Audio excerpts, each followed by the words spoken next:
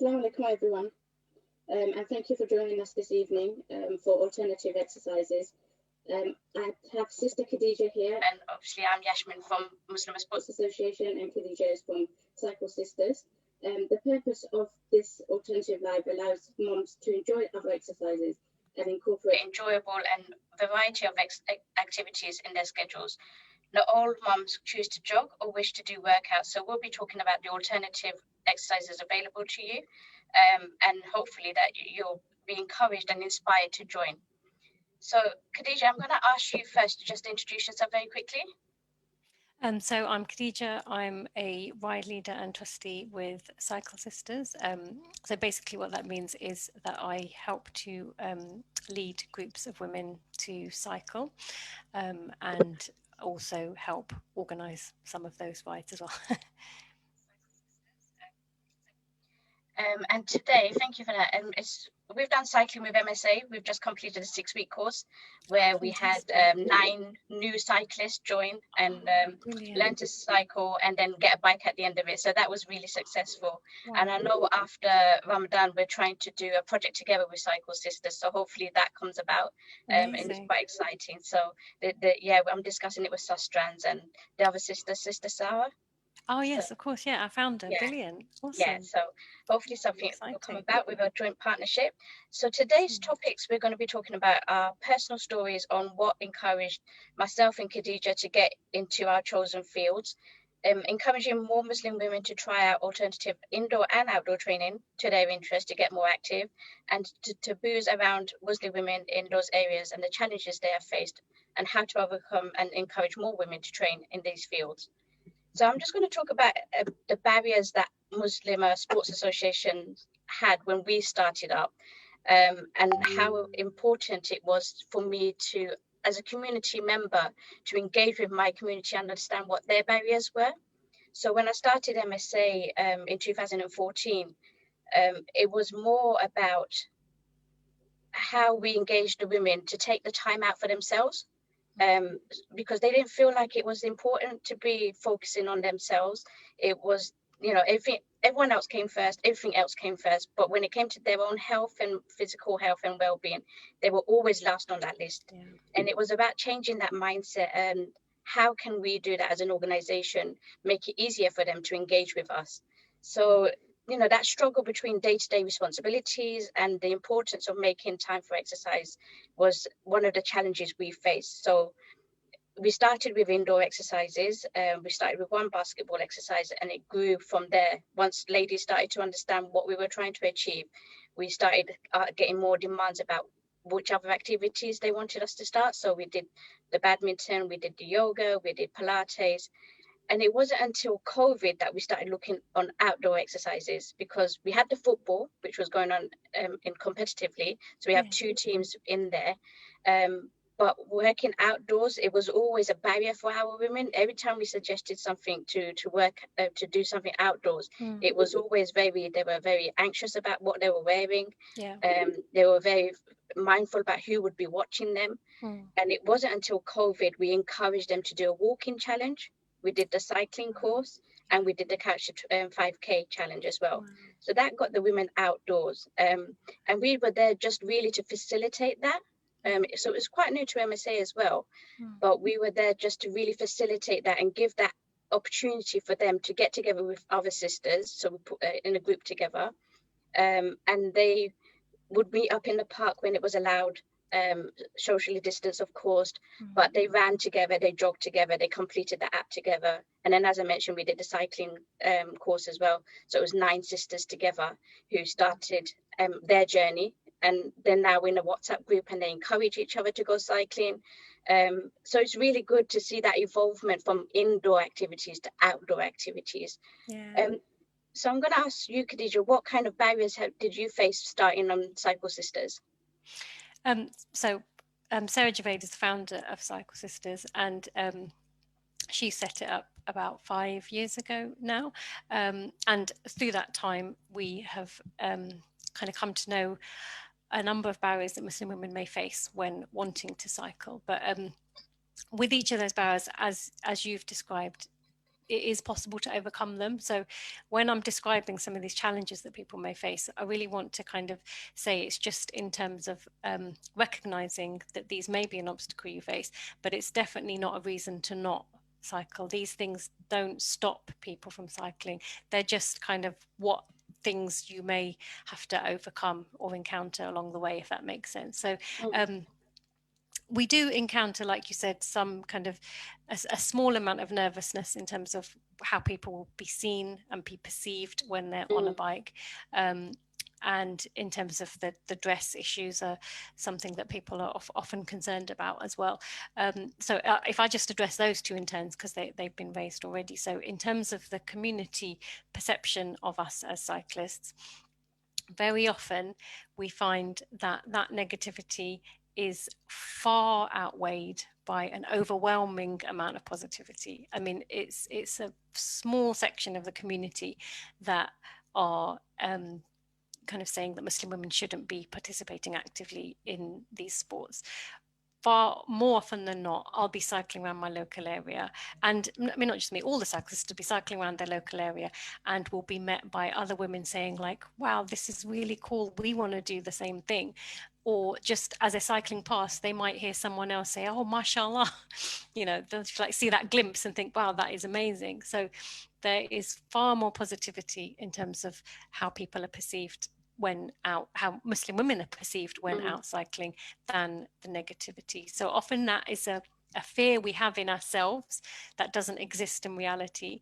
So often as women, we will, and as mums, we are fearful of taking the step to do something outside of the norm for us, and we have these barriers, but often they're internal ones. So that one I would say is definitely one that is worth kind of just questioning and seeing whether you can maybe take that leap to give it a try. And then in terms of clothing, it's definitely not a barrier. It's definitely possible to cycle in Islamic dress. There's no reason. Some people kind of perceive it as, okay, well, I can't cycle in Islamic dress, so I'm either not going to cycle or I have to change my clothing so much that I don't feel comfortable cycling, and then you end up in that position of not cycling. And it really doesn't have to be either as options. You can wear Islamic dress and cycle. You just need to make a few adaptations to make that clothing safe, which I can go into detail if people want me to. But the main message I want to get across is that dress doesn't have to be a barrier at all. Yeah, I think we found that as well at the cycling, that we were there at Valentine's Park near the tennis courts. And as Muslim women were walking past, they were like, oh, we didn't know there was a cycling course going. Where can we sign up? But it's about that representation, isn't it? It's about seeing other people cycle or do sports. So the lack of representation for us, it was really important that we changed that mindset. So representation doesn't have to be an elite runner or elite footballer. It was about creating role models within the community itself. So we did tailored level 1 courses for qualifications, which our women engaged with. There are volunteers as well. So, you know, just those people who are already participating are the role models. That's what I wanted to create. It was that inspiration for the next generation, but inspiration for their peers as well. So that was really important for MSA in terms of making that step, making it normal. I think for us, sports is still that subject where, oh, should they be doing it, or should you know, should you be allowed to be cycling? Should you be allowed to be fencing? Should you be allowed to be playing football? But these are really enjoyable exercises, and it's a real team sport as well. So the emphasis wasn't really so much on the sport, whereas they were learning new skills and learning new like positions and tactics and things, but it was more about the social element. So these women were coming out of their homes and meeting new friends, like-minded friends, and that's built a sort of sisterhood within MSA. And I think that's what really keeps them coming back, is that sisterhood and encouragement to try different sports. So they'll start with one sport where they'll get comfortable, and then if we introduce a new sport to them, they'll be a bit like cautious about whether or not they should engage. So for example, fencing, the men in the community were like, oh, you're teaching our wives to be fighting with a sword, and we're like, oh, come on, this is they're just having fun, it's plastic swords. But the sisters really enjoyed it because it's a disciplined sport. So you have to think tactically, Yeah. and you're learning a new skill, Yeah. and you're meeting new friends. So sports as a and as an activity brings so many elements into a Yes. person's life. And I think we always tend to forget about how important sports is, especially Yeah. for our girls. We should Yeah. be encouraging our daughters and our sisters Definitely. and our moms to Yeah. get active, whatever sport they feel Yeah. that they're comfortable in. Yeah. And I think that's really important. We do, obviously, I've mentioned some of the sports that we do, but we do martial arts, we do boxing, we do football, we do the unconventional sports. So it's That's not your brilliant. typical boot Yeah. camp, Zumba, Yeah. aerobics exercise, although we do some of those as Yeah. well. But for those that want to try something different, Yeah. that's what we offer. We give them the opportunity, and I think Yeah. that's what's lacking within the community Mm. for our sisters, especially, is that we don't give the opportunity for them to try the variety of sports. Yeah. Yeah. There's kind of an idea that's just a kind of traditional type of keep fit class that you might want to do, but actually, Yeah. why can't Muslim women participate in all types of sports?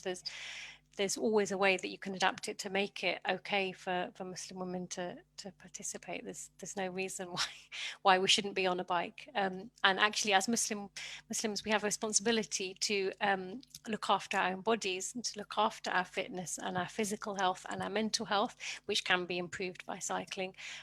We have a responsibility to look after the environment around us, and we have far too many cars in the country. That is having a huge impact on air pollution and congestion and just making the roads miserable places to be. So by being on a bike, we can tackle community issues like that as well. And it's just a really nice way to get from A to B. So like you said, there are just so many huge benefits from trying out any of these sports that we're talking about that can just impact on so many aspects of your own individual life and the community around you. Yeah, we were talking about the modest wear, and I think there's a lot of alternative modest wear now for sports. There's a Yeah. lot of businesses now that provides that alternative sports gear for Muslim women and the modest wear that we require. So we do have hijabs that are more breathable. Yeah. We do have sports gear that is longer. Mm. So the tops are longer, or the Yeah. trousers are more baggier. So there are alternatives that you sisters can go out and find. So that shouldn't be a barrier either. So Yeah. is there anything more you want to add to that? So I mean, in terms of clothing, like you can definitely cycle in looser clothing. I mean, there's kind of this idea when people think of a cyclist, the typical image that comes to mind is the kind of lycra wearing, tight fitted clothing, but that is not the only type of cycling clothing out there. The clothing that I am wearing right now, so my hijab and my jilbab, that's what I cycle in. You just have to make sure that it's like not too thick a material, so it's lightweight, as you were saying, so it's kind of a breathable, it's going to be comfortable if I'm cycling and I'm going to be getting warmer, and then making sure that your jilbab is not too loose but not too tight. That obviously sounds a bit tricky. It's like, well, then what should it be? But it's just about making sure that it's not got too much excess fabric that could get stuck, but not so tight that you can't actually move about on the bike, kind of thing. And then with the hijab, just making sure, like I said, that's lightweight, that if you've got a hairband or a bun, that you've kind of tied that appropriately so it doesn't get stuck in your helmet, just kind of adjusting the positioning perhaps. All of these are just kind of little minor tweaks that you can make to your clothing so that you can then go out and cycle, and it's really not a barrier. And when you were setting, obviously you said Sarah set up the Cycle Right, Sisters. So do you know if she's faced any barriers in terms of engaging with our community? So, I mean, like I say, there's been an overwhelming response of positivity. People really want to get cycling. In fact, we are launching new groups in other areas now. So there's just a huge number of Muslim women who really want to get out on bikes. And in the world of COVID pandemic, that we faced in the last few months, where we have to, when we do go out on group rides, when they are allowed, limit the numbers of people that can go on rides. It's been quite challenging because the demand is greater than we can meet. So it's very difficult to kind of talk about whether there's been any negativity. But I mean, in terms of, I guess, other barriers that people may face in terms of considering cycling, so another one is lack of a bike. If you don't have a bike, then how could you that people think, well, I can't start cycling. It's very often people say, I want to learn to ride, but I don't have a bike. But that doesn't have to be a barrier. There are so many cycle hire schemes out there. So there's the ones that are just literally like on the street, where you kind of just go on an app and unlock that bike and use that. I know in a COVID world, some people might not feel comfortable with that in terms of how sanitized that is and stuff. But I mean, there are other options, other ways that you can get a bike if that's not an option to you. So there are other cycle hire schemes where you'd keep the bike for a longer period of time so you can sanitize it, etc. Or just ask your friends if there's any friend of yours who has a bike that you could borrow for a few weeks. If you're looking at taking cycling lessons, then quite often the provider of those lessons, which by the way, the majority of councils provide those for free, and if not for free, they're heavily subsidised. Majority of councils will also have bikes that they can provide for those lessons, or just putting out a message on social media. I know a few people who have got bikes that way, just literally, I would like to start cycling. Has anyone got a bike knocking about in their shed that they're not using? And you'll be surprised by how many people will say, yes, I have got one. It might not be the best bike, it might need a bit of mechanical work, but you know, there you are, you've got a bike that you can work with. So definitely having a bike or not having a bike doesn't have to be a barrier to cycling.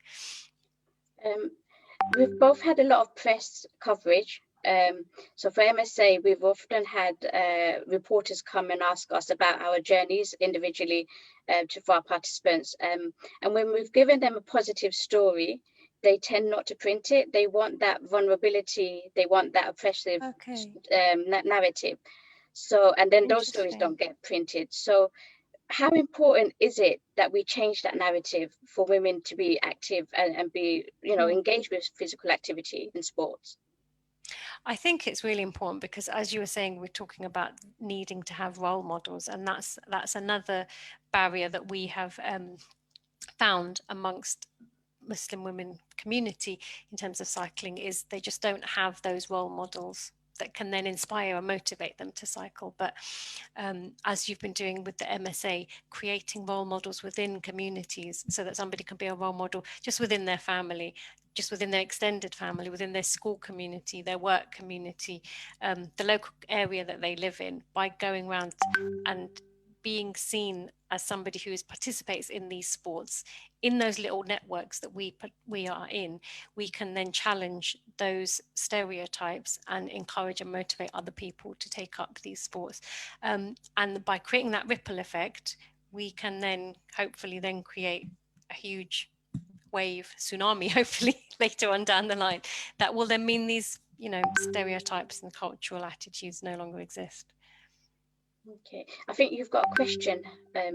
Could you have from Yes, is that the one about helmets and safety wear on top of the hijab? Because I think there's a question about wearing the long jilbab when cycling, which I think I've covered. But in terms of helmets and safety wear, so if you're possible, I know it's difficult with all the shops being closed, but a lot of the bike shops are still open because they're essential shops. If you can go into a shop and try on a helmet, that really helps in terms of getting one that's the right fit and that feels comfortable for you in terms of how you wear your hijab and your ponytail, etc. So if you do have a ponytail or a bun, then you want to think about how you would adapt that. In terms of the positioning on your head, as I mentioned earlier. So you might want to wear it lower so that it doesn't get in the way of the helmet. There are some that are designed to be kind of ponytail friendly. So they've kind of got a little bit of a hole. Obviously, we're not going to bring the ponytail because we've got the hijab on top, but they've got that kind of little gap where your bun might fit there. So you have to kind of see how you're going to wear your hair under your hijab, according to having to put a helmet on it. So you might want to play around with it at home. Kind of how you'd style that, or as I say, go to a bike shop and just try a few on and see which feel comfortable. But it's definitely not a problem to put a helmet on top of a hijab. In fact, people who don't wear hijab, so from any other community, in the winter they will often put a beanie under a helmet to keep them warm. So it's definitely not a problem to put another layer under your helmet. Yeah, I mean, we had all of our participants wear their hijabs and the helmets, and it wasn't an issue. It just had, as you said, it just has to fit right and correctly. So it's not a barrier. I think we often put it into our heads that things are a barrier, so that we put it off. But I think it's important that we face them head on. There's always a way where there's a will, isn't it? That's exactly the saying. So if you're willing to give it a go, there will always a way that you can engage with it. So I don't think we should stop ourselves from engaging with it. We're seeing an increase in role models in the elite sport as well, in terms of MSA are hosting an event next week with Imtaj Muhammad, the Olympic fencer. Oh yes, I've signed up for that. And then Rukhsana Begum, the world champion boxer. So, you know, there are lots of, there's Noor Ahmed in America, she's a golfer. Right. So there's a lot, and it's Khadijah Mella, who's the jockey here. So, you know, there's some prominent Muslim women now in sport, I think. And Khadijah Diggs, she's that's cyclist out in America. Yeah, so you know, there's so many people now. I think if we do look for them, can act as role models for ourselves as well as the younger generation. And I think getting more awareness around them is important. That's what we try to do with the MSA, is talk about sort of awareness and representation, and how the national governing bodies who deals with sports, how their policies and strategies affects the Muslim community and women specifically. So have you had those discussions with sort of the cycling national governing bodies? Yeah, I think that's a really interesting question. So one of the our key goals in Cycle Sisters is to so we exist to inspire and enable Muslim women to cycle, and a lot of that means providing the group-led rides. And I noticed one of the questions was, how would you find out if there's a cycling group in your area? So you can look on our website, cyclesisters.org.uk, and see which groups we are operating in at the moment. And if you're interested in setting one up in a new area, then do contact us via the website, because we are looking to launch new groups within the next year. So that's kind of how you could get involved with the cycling group. But in terms of, so we have our core offer of the led rise, but we do also work with other national organisations and local other cycling clubs to see how they can improve their diversity. And it's things like getting them to see how the structure of their rides could be made more accessible to Muslim women. So, for example, offering more women's rides, offering more entry-level rides. So often cycling clubs will be like going out and doing like 50, 100-kilometre cycle rides. And we have a good number of Cycle Sisters who like to do those kind of distances, mashallah, you know. So I'm not saying that Muslim women don't want to do those, but in terms of encouraging more and more people to cycle, you need to have entry-level rides as well. Looking at the diversity of their imagery, making sure that they have a diverse representation of cyclists when they are putting out flyers, etc., on their website. So we look at kind of all different aspects that other groups could modify to make themselves more accessible to other groups as well, or to Muslim women. Yeah, so the other thing that was on my mind was safety of women, especially with recent events that have happened. Sisters, our participants particularly, are scared to go jogging. There was an incident in Redbridge where a young girl was attacked while she was jogging in the park. Oh, gosh. And this kind of safety awareness for sisters who are going outdoors and exercising, which is one of their biggest anxieties, is running in a hijab or cycling in a hijab, whether they'll face any sort of Islamophobia or abuse. What advice would you give to a sister who was starting out cycling? For me, for running, it will be take a partner with you. Yeah, I was going to say that. Even if they're walking steps behind you, at least you have someone with you. So organize a time at the park where there's a few of you jogging. Obviously, at the current guidelines, it has to be at social distancing, but at least you're together. Yeah, exactly. So how would you address that with the cycling? Yeah, so I would definitely say, as you say, cycle with other people, because in this current lockdown, we've always been able to cycle or meet for exercise with a maximum of one other person, but you can then therefore buddy up with somebody else, and then you're no longer on your own. Obviously, when restrictions ease, if a larger group is possible, then that's fantastic as well. So one of the reasons people join our group rides is for that kind of security and comfort that they feel in being in a larger group, that they no longer then feel so vulnerable. You could also look at the kind of routes that you are going to be cycling. So, for example, looking at the slightly more busier routes rather than the more remote routes if you are on your own. But I wouldn't want to say don't cycle the remote routes, just maybe do those with a partner, or look at sharing like WhatsApp locations or Telegram locations, via your phone, making sure you've got a charged phone, spare battery pack when you go out, all these different things that you can do to keep yourself safe. But I wouldn't let a fear of how you're going to be perceived, whether that's cultural attitudes we mentioned earlier or fear of safety, stop you from cycling, because we could be targeted by just walking out on the street. Then that's true. And we're not going to stay stuck at home. with the pandemic as well, I think for MSA, our ethos is to use exercise as a preventative measure rather than once you're ill and you've had the doctor's advice to start exercising. So we try to instill that within our participants, and then our messages is start exercising from an early age. So COVID, obviously, there's been a lot of reports as to BAME communities being affected the worst. So how important is it to stay active?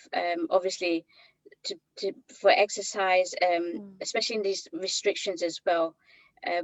What tips do you have for sisters to stay active until everything goes back to normal?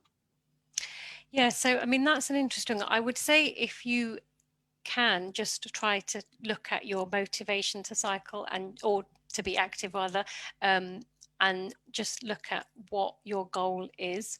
And very often I think we kind of worry, for example, if it's weight loss, don't look at like the scales, look at how you're going to feel at the end of doing an exercise regime. Look at how that good feeling that it gives you. So look at what's going to motivate you to stay active, the health reasons, the health benefits that it gives you, benefits to your well-being, how that then impacts on your family.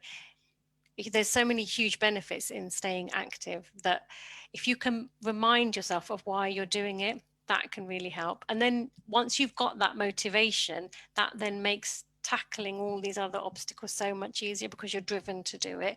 And then in terms of, okay, how can we tackle these other obstacles? So for example, with that period of homeschooling, I mean, I personally found it hard to go out for a cycle ride. So I had an indoor bike, and you can pick up indoor bikes quite cheaply now, even like on eBay, or, you can get a basic one from Argos or whatever. So I would cycle indoors, and that's how I kind of got round that. But that's talking about cycling, but there's so much like on YouTube, workouts. There's like Joe Wicks ones, and he's the one I do. Muslim Mamas had one, didn't they? Forgotten the sister's name. Laurie, is it Laurie's? Oh yeah, I saw the name, but I didn't know. Lazuria. Okay, yeah. So she did some really good workouts, and fantastic. She has a YouTube channel as well. So there is accessible ways if you want to do and become active. There are accessible ways, whether that's in your own home, online activities, or outdoors as well. So from the 29th of March, we'll be allowed to exercise outdoors again. Indoor sports will still be restricted somewhat, but I think there was a question there about Muslim fencing groups. So MSA will be starting our fencing groups quite soon. So just keep an eye on social media. As soon as it's allowed, we'll have one fencing group. Otherwise, might carry on online with the fencing. So that's just online fencing at the moment. So that's Reha. How can we find out about that? Social media. We always advertise on social media. Okay. So if you just look up Muslimah Sports Association on either Instagram, Facebook, or Twitter, we advertise on there. And they're just online activities where our fencing coach Reha will do with a cardboard sword. And just do some fencing moves with you, keep fit. It's a whole body movement experience. So it's a really good one to get into as well. And I think she might carry that on through Ramadan as well. Fantastic. So that's a fun one to do. So if any sisters want to do fencing, just have a look at our Instagram pages and social media pages. Is there anything else you wanted to add to the conversation? I think there's another question around how to learn to ride a bike as an adult. Okay, I missed that one. No. So, I mean, as I mentioned, there's cycling lessons that are available in most boroughs. I'm aware that the Muslim Mamas group is national. So within London, all councils offer cycling training for free. I know in some councils outside of London, it varies, but they will usually be subsidised if they're not free. So I'd recommend having lessons with an instructor. They can teach you some tips and tricks about how to ride, and can often get you riding within just a couple of hours. If for any reason that's not accessible to you or whatever, there's a fantastic video that is made by Joy Riders Britain. And they're a cycling group that's also in the Waltham Forest area, but expanding to other areas as well. And so if you go to their YouTube channel, that video shows you how to teach yourself to ride. And it's really like not as hard as you think. People were worried like, oh my God, I'm an adult. How am I going to learn to ride? There are so many adults who learn to ride as an adult. You're really one not of alone. our participants, Salma, I think she mentioned it on the group. I think she was 36 when she learned with MSA. So it's, you know, some of these stories that you hear, and it's so fulfilling, isn't it? Because they've always wanted to learn but didn't have the opportunity to learn. And the same across with all sports. They've always wanted to be part of a team sport, but they haven't had the opportunity to. And I think that's what MSA and Cycle Sisters does is it provides that opportunity, provides that platform to engage in a variety of sports just to stay active. So my message would be just find a sport that makes you feel comfortable, and that you're happy to do and makes you feel good, because if you enjoy it and if you have friends who are there, then the likelihood is that you're going to progress with it. And the Couch to 5K, for an example, through COVID, we started a WhatsApp group and we encouraged all the sisters to go and download the app. And then every week we had a progress report, or every run we had a progress report. And we just encouraged the sisters through the WhatsApp group. It wasn't even physical face-to-face encouragement, but just those words were enough to get the sisters out. So even if they felt down and they didn't want to go out, the words of encouragement helped them to go through that door, and get out there and run. So, you know, have a group of friends together. I think that always helps as well. Yeah, it really does, because then you've just got that kind of shared motivation. And you know, if you're kind of feeling like, oh, I just don't really want to get out on my bike or go out for a run or whatever, but then you see someone else has done it, then that can just kind of make you think, okay, maybe I should try and give it a go as well. It's fantastic to be inspired by other people. And yeah, I think that's fantastic. I love hearing other people's stories about the stuff they're doing. I think that's coming to an end of our session. Is there any final comments you wanted to make, sister? I would just say that if you're thinking about cycling, then please do give it a go. Don't worry about anyone else, what they might think of you, because honestly, the vast majority of people will think, wow, that is really cool. I want to tag along. Don't worry about if you feel like there's a list of reasons why you can't do it. Just think of the list of reasons why you can and the benefits that you will get from it, and then give it a go. Yeah, definitely. A same message from MSA, I think. There's loads of sports now available for Muslim sisters. There's lots of women-only sessions to join, even if it's not Muslim-only. There's still women-only sessions. So have a go and try a variety of sports. You never know, you might fall in love with a sport, and then you'll encourage the next generation to take up that sport too. I think I'm going to leave you with make sure you check out the NHS website for better health. There's lots of tips and advice about diet, about exercising, about how to get into exercising. So check out the websites there, and also check out obviously Cycle Sisters and Muslimah Sports Associations, our websites as well. We have lots of information there, and in social media as well. If you want to contact us, all our contact details are on there. Thank you for joining us this evening. Assalamu alaikum. Assalamu alaikum.